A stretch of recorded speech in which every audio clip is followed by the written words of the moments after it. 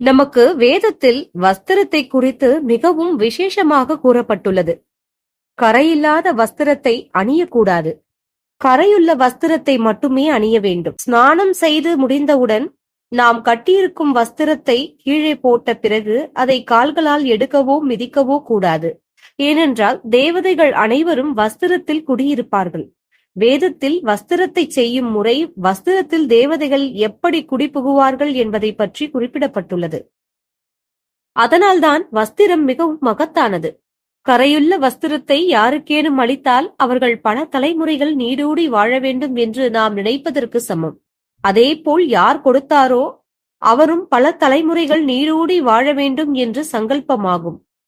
இதனால் தான் வஸ்திரத்தை தரும் பொழுது கரையில்லா வஸ்திரத்தை தரமாட்டார்கள், கரையுள்ளவையே தருவார்கள். சர்வம் சிவமயம்.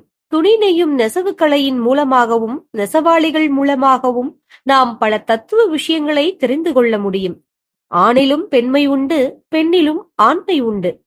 முன்பே அதனை கூறியது அறிவியல் அல்ல, முன்பே ஆன்மீகம் கூறிவிட்டது.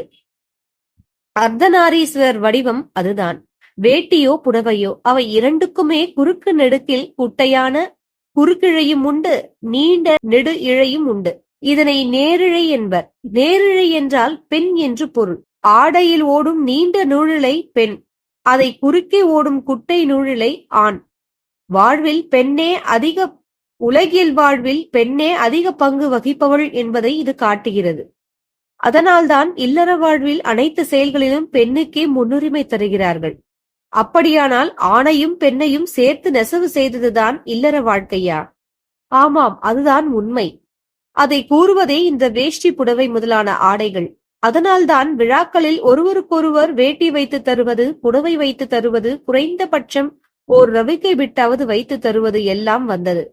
ஆம், உலகில் நெருக்கமாய் பின்னி பிணைந்த முதல் இன்டர்நெட் வலைதள சேவையே இந்த புடவை வேட்டிதான். அதனால்தான் பூர்வ அபர கிரியைகள் எல்லாவற்றிலும் இந்த துணி என்ற பொருளுக்கு மட்டும் முக்கியத்துவம் மிக அதிகமாய் உள்ளது. தானங்களில் வஸ்திர தானமும் இதனால்தான் வந்தது.